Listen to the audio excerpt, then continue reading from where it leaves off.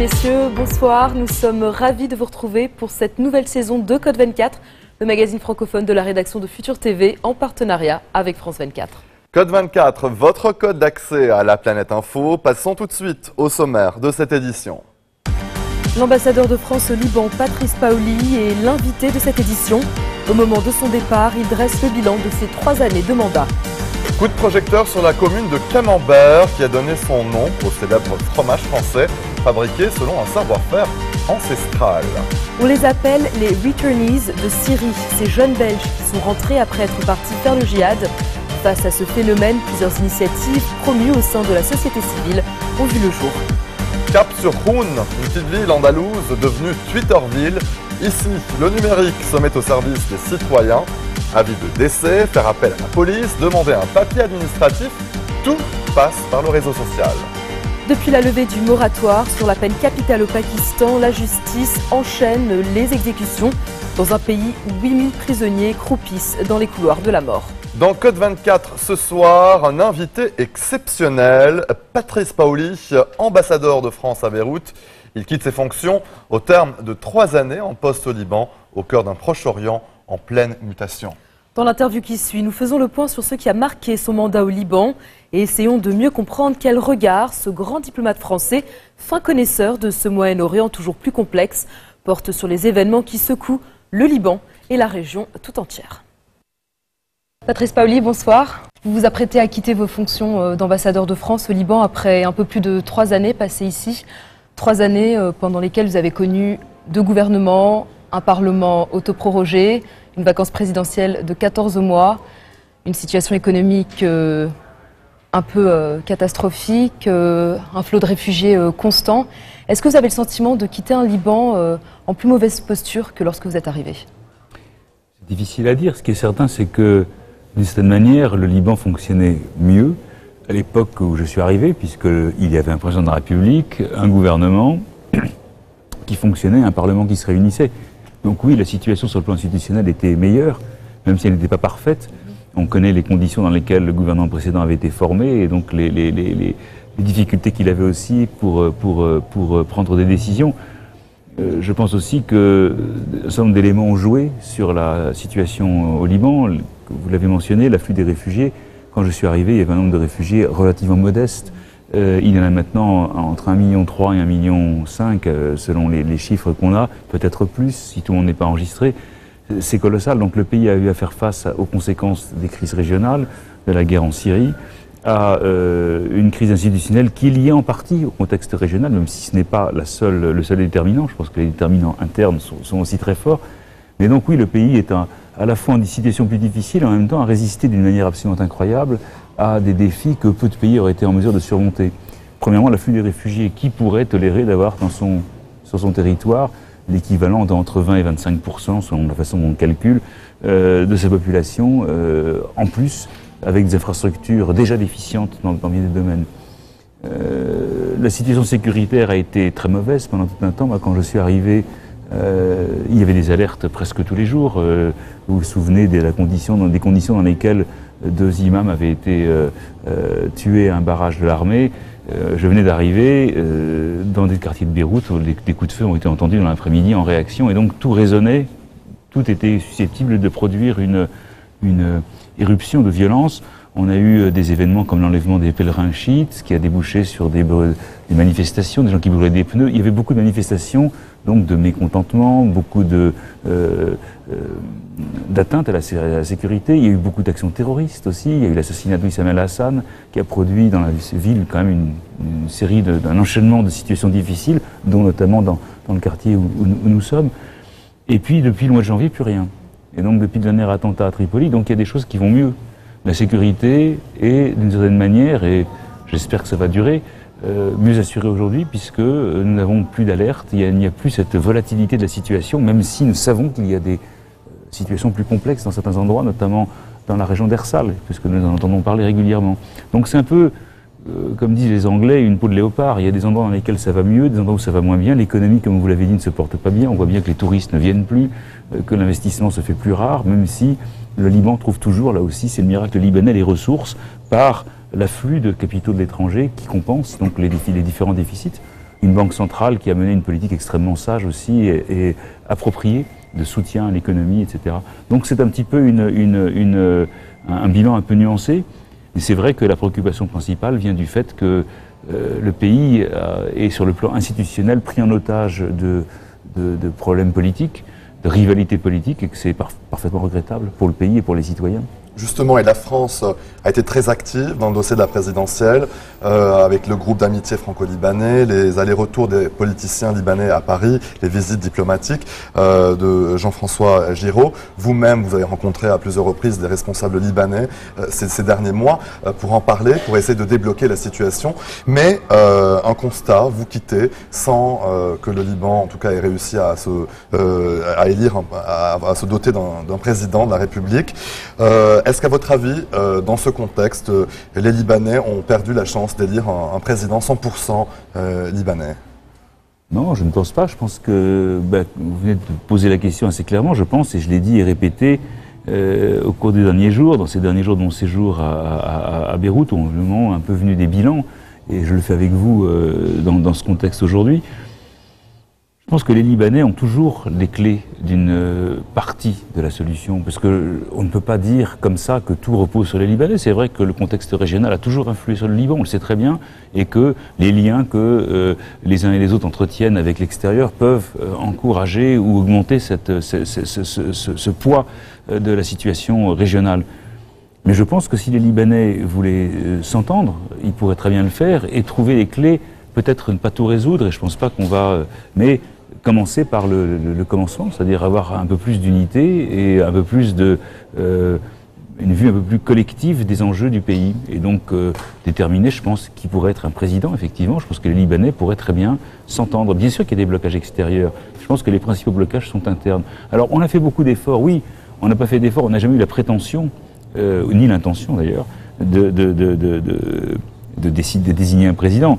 On a eu la prétention des amis que nous sommes, des amis du Liban, des amis de tous les temps, par mauvais temps et par beau temps, d'être à leur côté et d'essayer de faciliter, de dire ce que nous pensons être bien pour le Liban en tant qu'amis, donc parler à la fois avec franchise et avec réalisme. Ce n'est pas nous qui allons élire le président, nous n'avons jamais eu de candidat, nous n'avons pas de favoris, nous n'avons pas non plus de veto. Et donc si les Libanais s'entendent sur un président, bien sûr, c'est un acte souverain que nous accepterons, mais il faut un président. Et donc c'est ça le message que nous avons porté, parce que nous ne pouvons pas considérer cette situation comme normale, et elle a des implications sur la sécurité, sur la vie du pays. Or, la stabilité du Liban nous importe. Donc, sans des institutions qui fonctionnent, ce pays peut peut-être connaître des difficultés dans les années qui viennent. Heureusement, la sécurité est assurée. Heureusement, il y a eu des grands progrès sur ce plan-là. Il y a eu des moments où le gouvernement a pris des mesures importantes à Tripoli et ailleurs.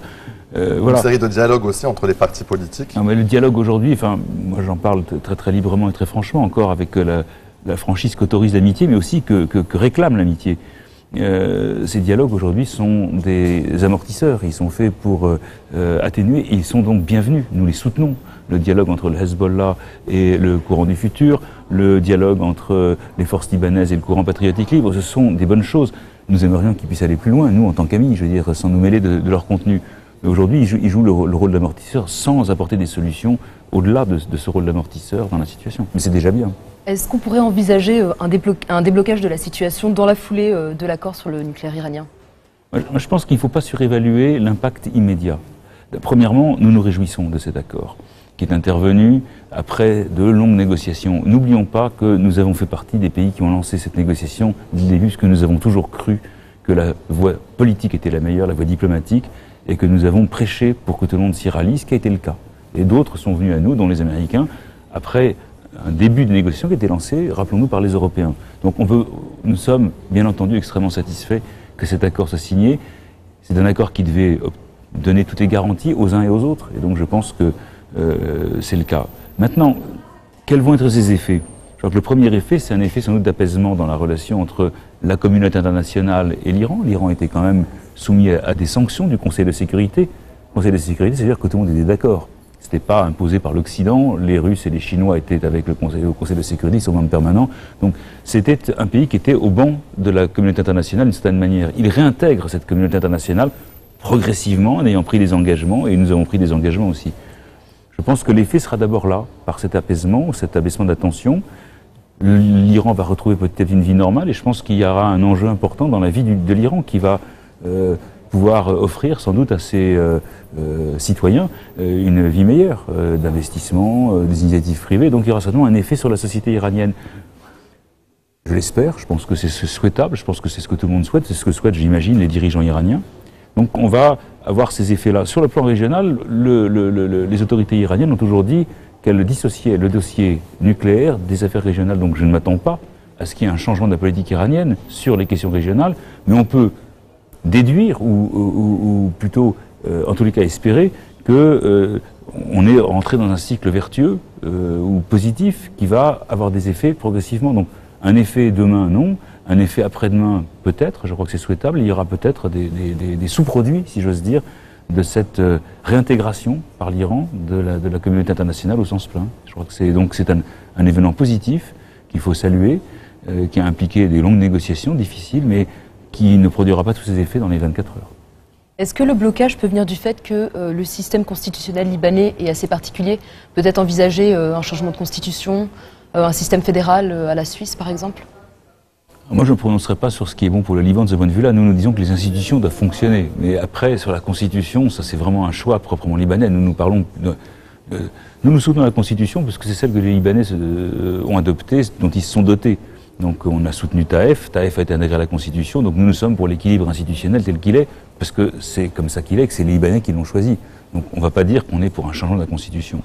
Donc si les Libanais estiment qu'il est nécessaire de changer de Constitution, c'est effectivement un acte de souveraineté qu'on peut respecter. Il me semble, comme ça, d'un point de vue de strict observateur et d'ami, qu'avant de changer les institutions, il vaudrait mieux d'abord s'entendre pour remettre en route les institutions, et de toute façon, une réforme des institutions ou de la Constitution suppose un certain nombre de préalables. Voilà, donc je pense aujourd'hui que la priorité doit être à cet accord, peut-être pas général sur tous les sujets, mais un accord sur le minimum vital, si j'ose dire, pour le Liban, qui est l'élection d'un président, la remise en marche du gouvernement, ce genre de choses. Après, pour le reste, c'est vraiment une affaire strictement libanaise. Moi, je n'ai pas mon opinion sur les choses, mais enfin, nous sommes partisans de la Constitution que les Libanais ont maintenant. Je dirais, s'ils en changent, eh bien, un acte souverain libanais. Quel bilan dressez-vous de vos grandes réalisations pendant votre mandat, notamment sur le plan militaire, avec l'aide à l'armée libanaise, l'armement français avec le don saoudien de 3 milliards de dollars, et sur d'autres plans, comme le plan culturel ou économique? D'abord, alors bon, c'est toujours difficile de faire des bilans, mais dans les bilans, il y a aussi tout ce qu'on a fait qui ne se voit pas, mais qui est dans une ambassade, on a une politique dans beaucoup de domaines que les gens ne voient pas forcément, dans le domaine immobilier, dans le domaine donc il y a tout un travail de construction, de gestion que nous faisons. Dans les grandes réalisations, vous avez cité l'aide à l'armée, bien sûr, c'est un des points forts. Nous avons plaidé pour que les amis du Liban se réinvestissent en faveur du Liban, non pas pour un parti ou contre un parti, mais pour les institutions. Et quand les Saoudiens ont répondu à cet appel, en annonçant, c'était en décembre 2013, qu'ils mettaient à disposition du Liban pour acheter du matériel français 3 milliards de dollars, ça a été la concrétisation de cette volonté commune que nous avions, les Saoudiens et nous, avec les Libanais bien entendu, de venir répondre aux besoins. Donc ça c'est vraiment, je pense, un des temps forts. Ça faisait plusieurs mois que nous réfléchissions aux moyens d'aider l'armée libanaise, et donc ce mécanisme a été mis au point. Il est en fonctionnement. Il se déroule normalement, et donc il verra des livraisons successivement dans les semaines qui viennent. Je n'ai pas de calendrier en tête. L'autre élément, c'est que d'abord, sur le plan de la sécurité, nous collaborons aussi avec les autres forces de sécurité du pays, et donc il y a des choses que là aussi, peut-être le citoyen ne voit pas toujours, mais je crois que dans la lutte contre le terrorisme, dans le maintien de l'ordre, il y a beaucoup de choses qui sont indirectement le fruit de la coopération franco-libanaise. Donc ça, c'est des choses dont je suis particulièrement fier. Je pense qu'on a des coopérations importantes avec les forces de sécurité intérieure. Il y a la FINUL. Et la FINUL, c'est pas une nouveauté, mais c'est le maintien. La FINUL joue son rôle. La présence française y est importante, et l'élément français, le contingent français, est un des éléments qui est en constant contact avec l'armée libanaise. C'est un lieu de coopération. Donc sur le plan de la sécurité, je crois que nous sommes bien dans le rôle qui est le nôtre, qui est d'être aux côtés des Libanais, dans une force internationale depuis le début, malheureusement depuis trop longtemps, parce que nous aimerions que les conditions ne nécessitent plus cette présence, auprès de l'armée libanaise pour la soutenir, auprès des forces de sécurité. Donc ça, c'est effectivement un plan important. Sur le plan culturel, c'est effectivement, éducatif, c'est la francophonie, c'est la présence, c'est le Salon du Livre qui chaque année accueille plus de visiteurs. C'est le mois de la francophonie, on fait un mois entier de francophonie ici, je le répète et je le redis encore, c'est colossal. Il n'y a aucun pays dans le monde où on célèbre la francophonie pendant un mois avec une telle intensité. Et puis, les Libanais viennent de tous les coins du pays. Ceux qui ont gagné, les enfants, les étudiants, les lycéens qui ont gagné des concours venaient des fois d'écoles publiques du fin fond de la Bekaa, c'est-à-dire des écoles qui ne sont pas les grands lycées qu'on connaît à Beyrouth. Et donc ça prouve à quel point il y a encore une attractivité. Alors on me dit le français est en déclin. Bon, peut-être que le français n'a pas les positions qu'il avait autrefois, mais je pense qu'il y a surtout un stock énorme et une envie de français que je constate partout chez au Liban, dans le nord, dans la Bekaa, dans le sud. Il y a des régions où l'anglais se porte mieux. D'abord, on n'est pas en lutte contre l'anglais, on est en lutte pour le pluralisme linguistique, pour l'apport culturel. Et je pense que pour la francophonie, on a fait beaucoup de choses qui, là aussi, ne sont pas des choses grand public, mais les politiques de certification. Donc on certifie le niveau de français des enseignants, des lycées collectivement, et on délivre des diplômes, on forme des formateurs libanais. À certains endroits, nous perdons des clients dans nos instituts parce que nous avons formé des formateurs libanais qui, à leur tour, forment. Et donc, c'est un signe de dynamisme. Donc, je ne dirais pas que je suis content qu'on perde des élèves, mais c'est la preuve qu'il y a une appropriation. Donc, je pense qu'il faut voir aussi tous ces éléments de dynamisme, un bilan plus équilibré. Donc, moi, je suis fier de toute cette action quotidienne que nous avons avec des partenaires libanais extrêmement actifs, extrêmement volontaires. Puis, dernier élément, il y a le dialogue politique. Alors, on peut mesurer, le succès à différentes choses. Il y a des choses qu'on aurait bien aimé voir arriver, mais c'était une décision libanaise, on en a parlé, la présidentielle, etc. En même temps, je veux dire, moi, ce que je mesure, c'est la qualité du dialogue que nous avons. Au niveau des autorités, à mon niveau, je pense que l'un des buts de tout ambassadeur, c'est de pouvoir parler à tout le monde, à chaque parti, à tout moment, pouvoir dire les choses telles qu'ils les voient, telles que nous les pensons, écouter le point de vue de l'autre et avoir tous ces accès sans que ça remette en cause les relations. Et ça, je pense que c'est un des éléments de mon bilan. Effectivement, je crois que je suis en mesure de parler à pratiquement tous les partis politiques quand j'ai besoin de le faire, quand j'ai un message à passer et je reçois leur message. Donc nous sommes dans ce dialogue et ça c'est important. On n'est pas forcément d'accord. D'ailleurs, j'ai pas à être d'accord avec tout le monde, pas plus que les autres sont d'accord avec moi, mais on trouve des terrains. Quand on a des désaccords, on peut en parler. Donc établir un terrain dans lequel on est capable de mettre les choses sur la table. Il y a un projet sur lequel vous avez le plus bataillé, c'était sur quoi? Ou un truc qui vous tenait à cœur et que vous avez réussi justement à... Je vais parler de quelque chose que je n'ai pas réussi, parce que ça me tenait beaucoup à cœur. C'est les projets d'aide de développement, de l'Agence française de développement, qui nécessitaient des décisions soit du gouvernement, soit de l'administration, soit des votes au Parlement, qui n'ont pas eu lieu, en raison du gel des institutions, du Parlement. Et malheureusement, on a dû annuler des prêts donc, qui étaient importants pour bâtir des écoles, en raison de cette incapacité du système à fonctionner normalement. Donc ça, c'est ma plus grande frustration. Mais j'ai énormément de joie dans des choses extrêmement simples. Mes joies ne sont pas dans des grandes réalisations, ils sont dans la visite d'un village, d'une école, le fait de trouver des gens enthousiastes qui font leur métier, avec lesquels on travaille dans des conditions des fois difficiles, le fait d'avoir trouvé des interlocuteurs comme ça qui venaient de partout, du Akkar, de la région de la Nord-Bekaa, de la frontière, qui venaient des écoles, qui venaient pour recevoir des diplômes, qui étaient contents, qui venaient avec leurs enfants, avec les parents du village ou de la ville, des gens du Sud. Et j'ai fait ça partout, avec des ONG, avec des gens engagés. Et donc moi, c'est une des choses les plus chères pour moi. C'est le contact avec l'autre, le constat de cette humanité extrêmement... active, volontaire, qui demande, qui agit et qui veut... Voilà. Et donc cette interaction, pour moi, c'est un des plus grands bonheurs que j'ai connus au Liban. Alors, vous quittez le Liban, vous rentrez à Paris, vous avez été nommé directeur du centre de crise. Est-ce que vous regrettez de ne pas être muté vers une autre ambassade? Et en quoi consiste votre nouvelle mission? Bon, les décisions de mes autorités sont prises et je les ai acceptées, puisqu'on m'a proposé le poste de directeur du centre de crise. Oui, il était dans le sort d'un ambassadeur, il y a plusieurs possibilités. À un moment, il était envisagé un poste à l'étranger, et puis le poste de directeur du centre de crise s'est libéré, parce que son titulaire est parti pour un autre poste. Et donc, le ministre m'a demandé d'assurer cette fonction. J'en suis très fier, c'est un poste de confiance. Le centre de crise a été créé en 2008 par Bernard Kouchner. Avant, il y avait une cellule de crise qui se réunissait sur une base ad hoc. Le centre de crise a pour vocation principale de traiter des crises dans lesquelles les Français, le sort des Français à l'étranger est affecté d'une manière ou d'une autre. Ça peut être une catastrophe naturelle, un accident aérien, ça peut être une crise politique avec qui nécessite une évacuation, 2006 par exemple ici, ça peut être, mais c'est arrivé malheureusement dans beaucoup de régions du monde, des attentats terroristes, bref, toutes les situations dans lesquelles les Français peuvent être affectés. C'est aussi un organisme qui est aujourd'hui qui a pris une certaine importance au sein du ministère, qui peut fournir des aides humanitaires donc dans des situations de crise. Donc au Liban, par exemple, il y a un financement du centre de crise pour des projets avec des ONG, notamment pour le traitement de l'accueil des réfugiés syriens. C'est aussi des crédits pour la sortie de crise, pour la stabilisation, pour la gouvernance. Et puis enfin, c'est un organisme qui a vocation à définir une politique ou un petit peu un tableau de bord d'anticipation des crises, pour avoir une visibilité, pour autant qu'on puisse en avoir.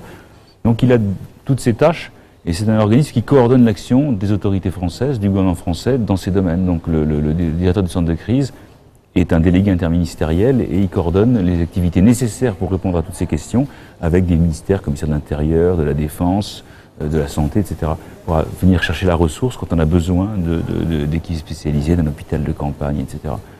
Voilà, et donc c'est un métier qui implique un contact avec le public, avec des Français, avec les familles, beaucoup, avec les familles des otages, donc c'est un métier aussi comment dire, d'écoute, d'empathie, de réponse à des questions que se posent les Français à propos de leurs proches, de leur famille, voilà.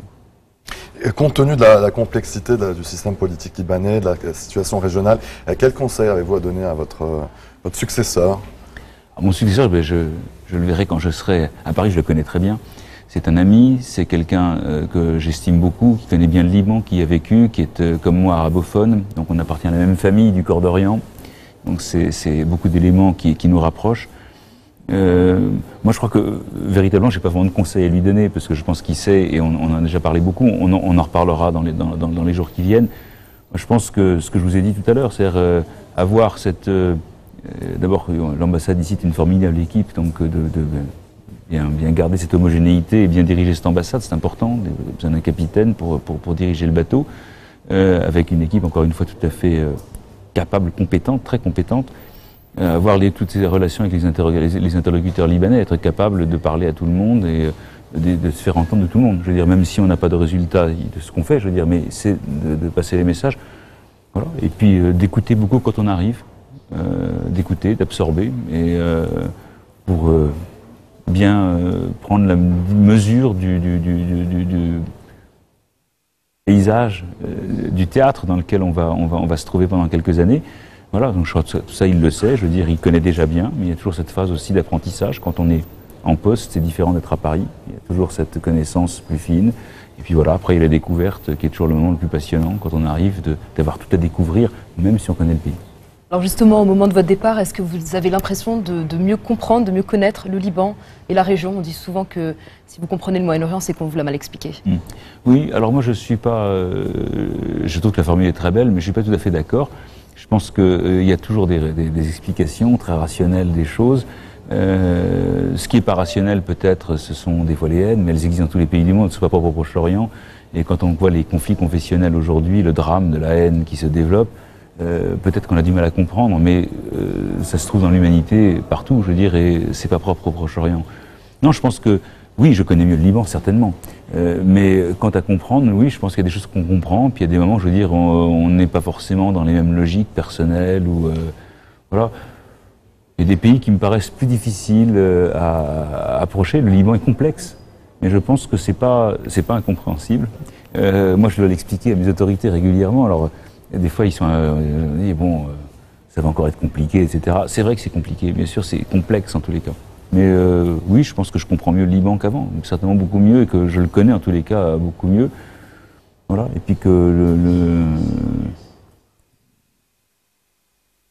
si je devais écrire, je pense que j'arriverais à écrire, parce que c'est ça, en fait, je trouve que la meilleure mesure de ce qu'on est capable c'est de savoir si on peut écrire, expliquer. Parler, la parole est libre, elle bouge, on peut changer un mot, etc. Quand on écrit, la pensée se fige, elle doit être précise, et là, c'est là qu'on s'aperçoit.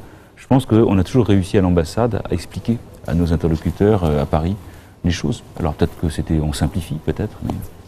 Peut-être rapidement, on va vous poser maintenant quelques petites questions. En un mot, votre meilleur souvenir? Au Liban? Oui. Ouh là là, il y en a trop, je veux dire, trop de meilleurs souvenirs.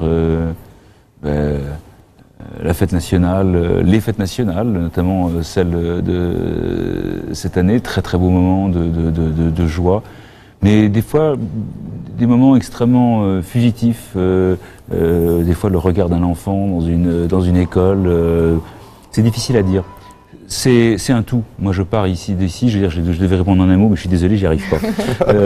Il y a trop de choses qui sont bousculées. J'ai pu, sur le plan personnel, sur le plan professionnel, beaucoup de satisfaction parce que je me suis enrichi des gens que j'ai rencontrés. C'est ça ma principale joie ici, c'est d'avoir rencontré beaucoup de gens, de m'être enrichi de leur connaissance, de leur contact, dans tous les domaines, la vie politique, le travail culturel, la musique. Voilà, alors justement, vous êtes musicien, mélomane, vous avez un groupe ici, The Funky Blues Brothers, vous les laissez derrière, vous partez? Voilà, je partirai d'ici au lendemain d'un dernier concert. Ah oui, c'est très triste, oui, parce que on ne fait pas de la musique pour faire de la musique, on fait de la musique aussi avec des gens avec qui on a envie de faire de la musique. Et donc là, il s'est créé quelque chose, une chimie qui nous unit. Alors on se retrouvera, bien sûr, c'est pas fini, mais la vie de notre groupe ici, maintenant, oui, on tourne une page. Un plat libanais qui va vous manquer? Il ne me manquera pas parce que je pourrais le trouver à Paris, mais moi c'est la kobenaye qui a toujours été mon plat favori. Je crois que je vous l'avais déjà dit il y a quelques mois. Ça reste un des plats favoris. Et puis le batrach, que j'aime beaucoup. Batrach. Et puis peut-être un dernier message aux Libanais. Aimez-vous, surmontez vos différences. Je l'ai dit et redit, puisqu'on est dans les jours qui sont de notre fête nationale, liberté, égalité, fraternité. Bon, fraternité, c'est le mot essentiel, et que les Libanais prouvent par la fraternité qu'ils doivent avoir entre eux. Je veux dire qu'ils ont les ressources pour éloigner les dangers et trouver les ressources en eux-mêmes. Moi, je crois que c'est ça mon message. Et dernier mot, merci à tous mes amis libanais pour l'accueil qu'ils m'ont réservé. Et ça a été 3 années d'une intensité particulière dont je ne sais que je ne la connaîtrai pas dans d'autres postes.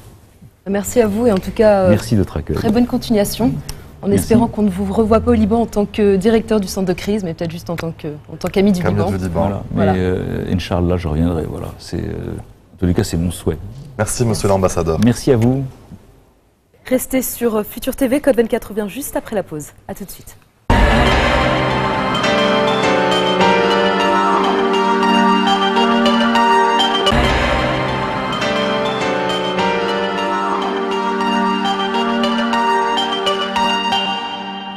Direction la Normandie, et plus exactement le village de Camembert. Cette commune d'à peine 200 habitants reçoit chaque année 50 000 visiteurs qui viennent découvrir les secrets de la fabrication de ce célèbre fromage. Une technique de préparation qui remonte à 1790 et que l'on doit à Marie Harel, une jeune fermière de la région.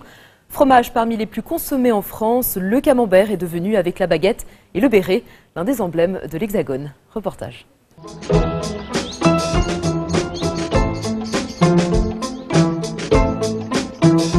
Ce qui est intéressant, c'est de comprendre comment un petit village dans le pays d'Auge, qui fait à peine 200 habitants, arrive à recevoir 50 000 visiteurs par an et est mondialement connu. Aujourd'hui, le mot camembert est devenu universel dans tous les pays du monde et personne ne connaît vraiment le village en tant que tel.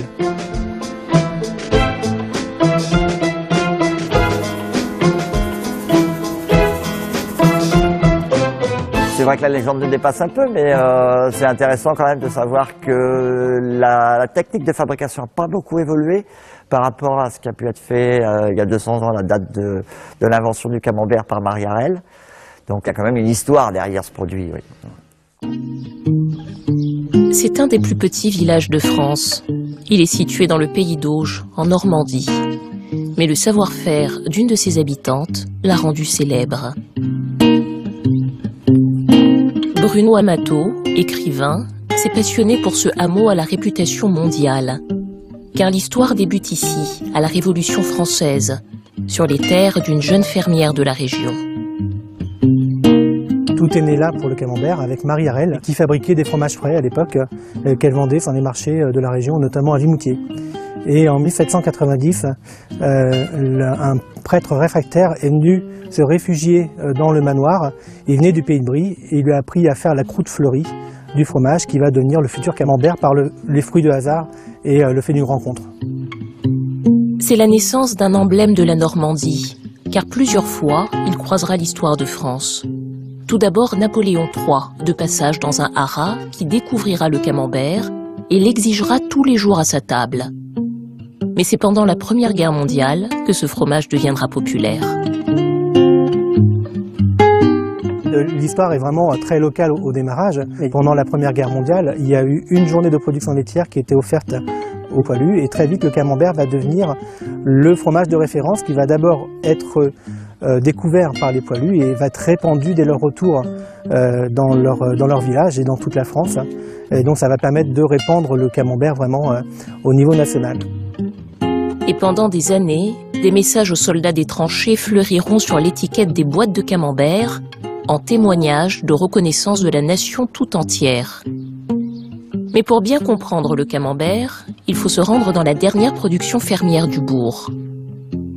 Ces fromages de caractère, François, l'enfant du pays, les fabrique chaque jour avec amour. On essaie de promouvoir les produits de notre région. Les fourrages récoltés en Normandie vont donner une typicité au lait qui va forcément faire un produit particulier. Le lait cru, c'est la base du camembert normand. C'est lui qui permet de libérer les ferments lactiques naturels et donne au fromage tout son arôme.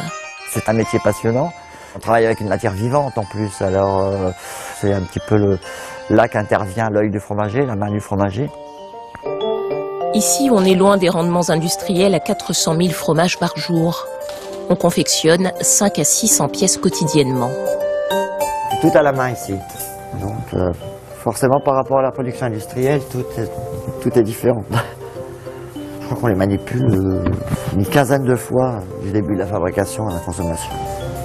Chaque camembert reçoit près de 2,5 litres de lait. Mais le véritable secret demeure la fabrication à la louche, dans le plus pur respect de la tradition normande. C'est le geste de Marie-Arelle, ouais. Ça n'a pas évolué depuis 200 ans.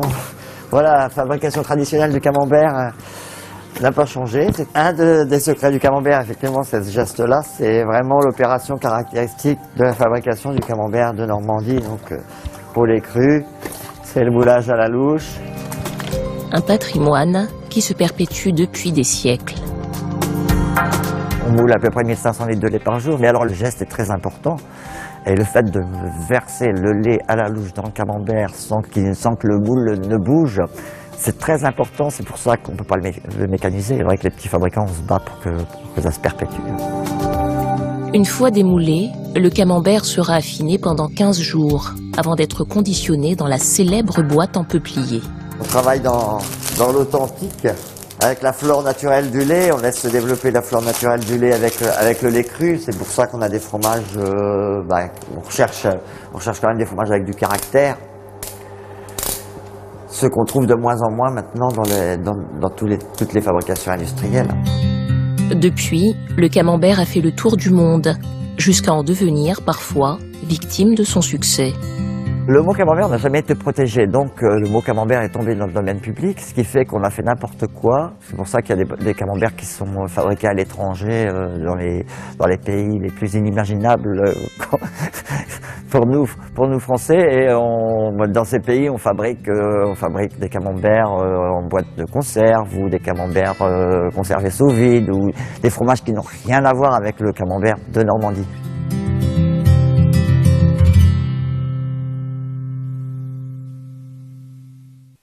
Restez des nôtres, on se retrouve après ceci.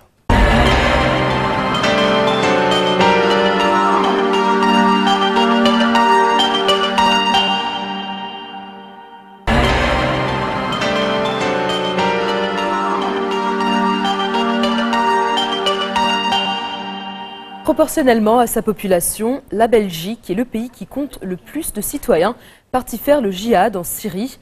Face à ce phénomène relativement récent, les autorités du pays sont déroutées. La crainte de nouveaux attentats comme celui du musée juif de Bruxelles en mai 2014 a justifié une approche répressive, en particulier avec les returnees, ces jeunes djihadistes qui ont fait le choix de rentrer au pays. Plusieurs initiatives promues au sein de la société civile ont récemment vu le jour et tentent de combler un certain vide. Ce reportage présente deux d'entre elles qui rencontrent un large écho médiatique en Belgique. Elles prônent essentiellement la prévention et le dialogue et disposent de ce fait du soutien discret mais réel des autorités publiques. C'est un reportage de Cataline Landrabou. En Belgique, il est devenu la coqueluche des médias. Islamologue d'origine palestinienne, ce jeune chercheur est parti en Syrie où il a risqué sa vie pour partager le quotidien des jeunes djihadistes européens. À son retour, il décide de mettre à profit cette expérience et ouvre un centre de déradicalisation. Objectif, prévenir de nouveaux départs vers la Syrie, mais aussi réintégrer des combattants belges revenus du front. Sa méthode, le dialogue, l'écoute, sans aucune forme de jugement. C'est donc pour ça qu'ils partent en Syrie? La raison pour laquelle les gens partent, c'est à cause de l'oppression. L'oppression des autorités et du gouvernement. Les gens ont l'impression qu'ils ne sont plus les bienvenus ici, car ils ne sont pas à l'image de ce que le gouvernement voudrait qu'ils soient. Arrêté à son retour de Syrie, Younes a écopé de 3 ans avec sursis. Ici, on n'essaye pas de le changer, mais de l'impliquer dans le projet pour lui ouvrir de nouveaux horizons. Ici, il peut me parler, canaliser ses émotions, ses frustrations. Il peut partager son histoire. Moi, je me contente de l'écouter.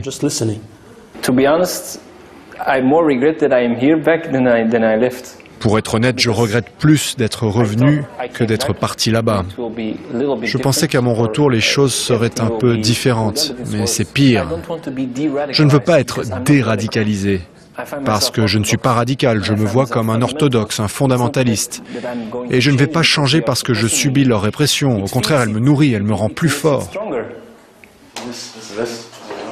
Avocat et cofondateur du centre, Nabil Rifi propose quant à lui des conseils juridiques aux jeunes qui, comme Younes, sont placés sous surveillance permanente des services de renseignement. Face au risque de nouveaux attentats, les autorités belges privilégient une approche répressive, mais pour ces deux hommes, cette méthode seule n'est pas la bonne. Elle serait même contre-productive. Ils ont besoin des gens qui parlent avec eux, ouais, ils ont besoin de l'aide psychologique, ouais. Mais tout ça, c'est pas donné par le gouvernement. Et c'est pour ça qu'on a aussi décidé de faire quelque chose contre ce problème. On veut aussi aider les parents, comment traiter leurs enfants, comment ils peuvent aider dans la déradicalisation de leurs enfants. Trop souvent considérés comme des complices et non comme des victimes, un nombre croissant de parents de djihadistes viennent ici car ils n'osent plus se tourner vers la police. Au départ, de toute façon, les autorités, je les avais prévenus que mon fils allait partir. Et soi-disant, ils allaient faire le nécessaire, mais rien n'a été fait avec le simple motif « mais votre fils était majeur, madame ». Ben, nous, les parents, en fait, on est vraiment stigmatisés par la police. C'est comme si nous aussi, on avait pris un billet pour la Syrie, en fait. Et pour parler de l'horreur, briser le silence et l'isolement des familles, une autre initiative rencontre un grand succès en Belgique. La pièce s'appelle Djihad. Elle relate de façon tragicomique le parcours de 3 combattants belges partis en Syrie. Autocritique de la communauté musulmane dont l'auteur est issu, le spectacle ose rire des clichés et des tabous. Tu dessines, hein? Non, je dessine pas, je gribouille. Bah disons les gars que moi, j'ai fait un gribouillis d'alcool dans l'avion. Quoi?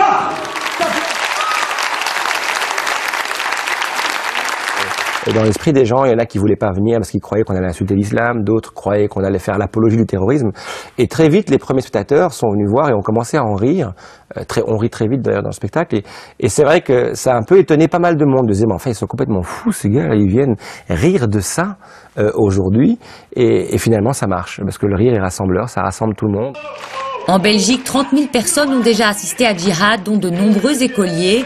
Un succès qui lui a valu un label d'utilité publique dans le contexte de la prévention du radicalisme. La pièce s'exporte aussi en France. Déjà jouée à Arras, elle est également programmée à Nîmes et à Paris. L'asile politique, une tradition que la Belgique n'a jamais reniée. Ces 10 dernières années, le pays a connu une arrivée nette d'un demi-million de personnes, selon une étude de l'Itinera Institute, un think tank basé à Bruxelles.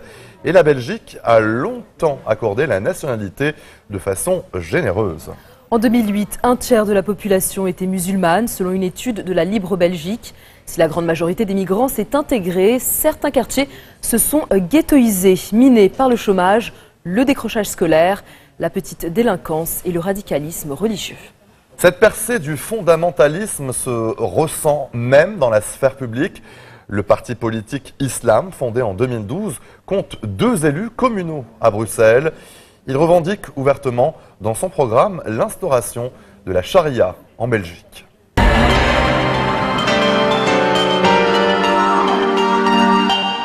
Comment Jun, une petite ville andalouse de 3500 habitants, est devenue Twitterville?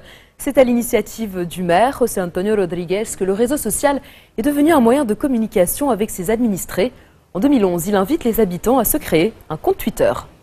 Avis de décès, faire appel à la police, demander un papier administratif, prévenir la population d'intempéries qui arrivent, tout passe par le réseau social. Le numérique se met ainsi au service des citoyens car il participe en direct à la vie de la cité. L'utilisation de la plateforme oblige une réponse immédiate, mais aussi un résultat. Ainsi, il n'y a plus de queue à la mairie, la bureaucratie est simplifiée à son maximum et surtout, l'action des agents municipaux est valorisée. Selon le maire, c'est près de 80 sollicitations qui arrivent chaque jour à la municipalité. Une expérience qui a attiré l'attention de la marque Twitter, mais aussi de chercheurs du célèbre MIT, le Massachusetts Institute of Technology. Ils s'intéressent aux médias sociaux comme outil de la démocratie et se demandent si l'exemple de Jun serait transposable à de grandes villes comme Paris ou New York. Valérie Labonne nous en dit plus. Qui aurait imaginé un jour à Jun, ce village andalou de 3500 âmes, que Dick Costolo, le PDG de Twitter, se baladerait dans ses rues? Cette personne, l'une des plus importantes au monde, vient juste d'inaugurer notre obélisque à Jun et pour nous, c'est très important. Jun est dans l'œil du viseur du réseau social car il est devenu en quelques années un moyen de communication incontournable entre la mairie et ses administrés. Du maire à la police en passant par la balayeuse, tous les services municipaux ont leur compte sur Twitter. Dès qu'on reçoit un tweet, nous nous rendons au plus vite sur le lieu signalé. Ici, ce sont les citoyens qui commandent. En fait, ce sont eux qui donnent les ordres. Twitter rend les services de la mairie plus réactifs en cassant les lenteurs de la bureaucratie et en rendant le pouvoir aux citoyens. Pour Francisco, ce système est un gage d'efficacité, mais aussi de transparence. Tous les employés ont leur propre compte. Comme ça, à tout moment, ils peuvent dire ce qu'ils sont en train de faire. Ainsi, les citoyens savent pratiquement en direct ce qu'il se passe dans leur municipalité. Car depuis la crise, les gens exigent que les services publics soient plus transparents. Et pour ça, il n'y a pas de meilleurs outils que Twitter. Et les habitants se prennent au jeu, comme Juan Manuel, qui peut communiquer directement avec l'édile José Antonio. Là, je prends une photo pour l'envoyer à la mairie, car ces escaliers sont un obstacle pour les fauteuils des handicapés et les personnes âgées qui sont obligées de descendre sur la route. Et ça peut être dangereux. Réfractaire au départ, José Antonio s'est laissé convaincre par la simplicité de la méthode. C'est très facile, j'ai juste besoin de mon téléphone, pas la peine de prendre la voiture et d'aller à la mairie. J'envoie juste un message et c'est bien commode. C'est le maire José Antonio Rodríguez qui a décidé de se lancer dans l'aventure. Alors que sa ville a déclaré l'accès à Internet comme droit universel, il crée un réseau virtuel.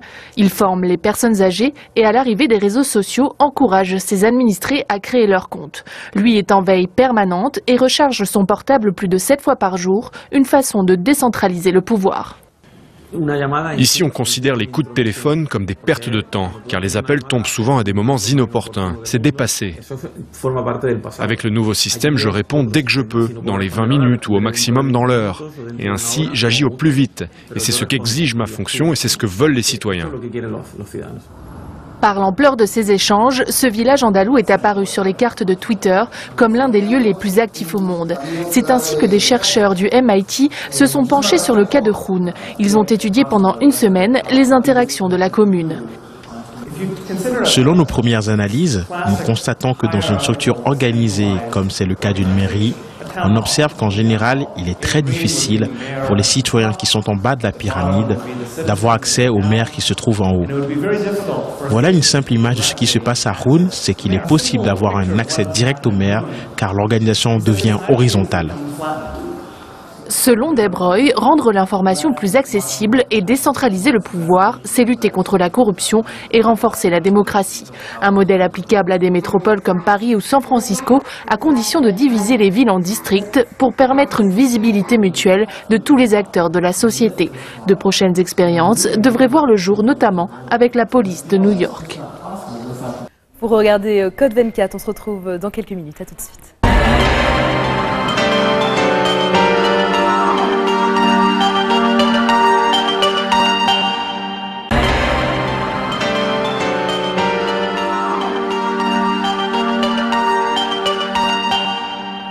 Alors que le Pakistan n'avait exécuté aucun prisonnier pendant 4 ans, il fait désormais la course en tête des plus grands bourreaux du monde. Après l'attaque contre l'école de Peshawar qui a fait plus de 140 morts en décembre dernier, le gouvernement pakistanais a levé le moratoire sur la peine de mort. Au moins 178 personnes ont été exécutées en 6 mois, un chiffre qui n'a pas soulevé beaucoup de protestations au Pakistan. Mais parmi les personnes exécutées, une minorité seulement a été condamnée pour des faits de terrorisme. La guerre totale du gouvernement contre les talibans a rencontré peu de résistance après le drame de Peshawar. Les défenseurs des droits de l'homme dénoncent ce recours massif à la peine capitale, alors que le système judiciaire est défaillant au Pakistan. Une police accusée de torture, des crimes de droit commun jugés par des cours antiterroristes, des mineurs condamnés à la peine capitale. C'est un reportage de Taha Siddiqui et Claire Debussier. Quand le Pakistan a levé son moratoire sur la peine de mort, Arshad Mermoud a été l'un des premiers à être exécuté. Ce militant islamiste avait été condamné à mort pour terrorisme après une tentative d'assassinat contre le général Musharraf, ancien chef d'État pakistanais. Dans son village, ses proches ne veulent pas s'exprimer devant les journalistes. Mais ils en sont persuadés, il n'avait rien d'un terroriste. Non seulement notre famille, mais aussi plusieurs villageois l'ont vu en rêve. Ils ont vu qu'il était bien au paradis et que c'était un martyr. Interrogez n'importe qui ici à propos de mon cousin, demandez-leur comment il était. Personne ne vous dira que c'était un terroriste. L'exécution d'Arshad Mermoud n'a pas vraiment eu l'effet escompté. Des centaines de personnes ont assisté à son enterrement et le considèrent comme un héros. S'il était coupable, les gens d'ici l'auraient su et personne ne serait allé à son enterrement. Mais c'était un homme droit, c'est pour ça qu'il y a eu tant de monde à ses funérailles. Plus de 8000 prisonniers croupissent dans les couloirs de la mort au Pakistan. Certains ont été condamnés par des cours antiterroristes, même si le crime n'a rien à voir.